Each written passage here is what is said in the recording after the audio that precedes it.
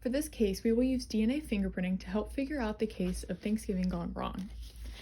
I was told on one Thanksgiving morning, part of the Evans family was in the kitchen prepping for dinner.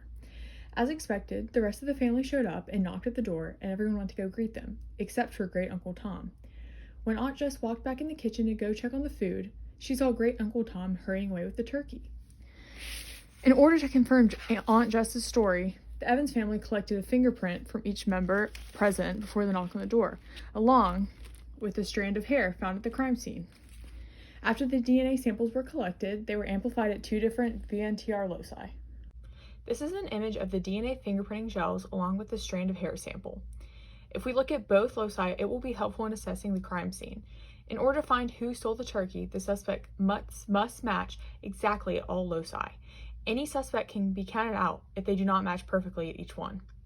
With that being said, we can look at the first loci and see that Sister Allie does not match perfectly up to the sample of hair found. If we scan across the gel, we also see that Grandpa John and Cousin Ann are not a perfect match to the sample. This means we can count them out for stealing the turkey.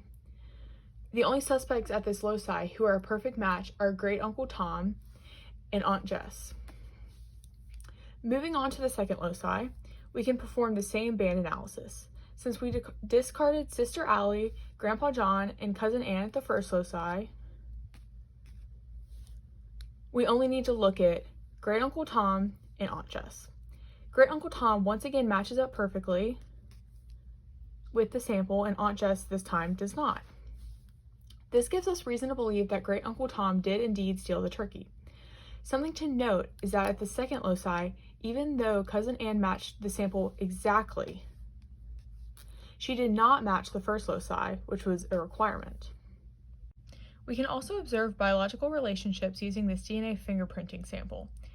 It was already known that Aunt Jess's Cousin Ann's mother, but if we look at the bands, we can verify this.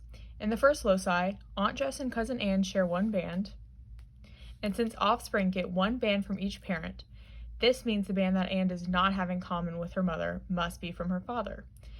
And furthermore, at loci 2, we see the same thing. Cousin Ann has one of the same bands as Aunt Jess, and the other one must be from her father. After verifying Aunt Jess's story using the DNA fingerprinting analysis, we see that she was likely telling the truth about Great Uncle Tom since he matched the sample from the crime scene perfectly at both loci. Great Uncle Tom later stated after additional questioning by the Evans family that he was not a big fan of Aunt Jess's turkey, but just did not have the guts to tell her in person.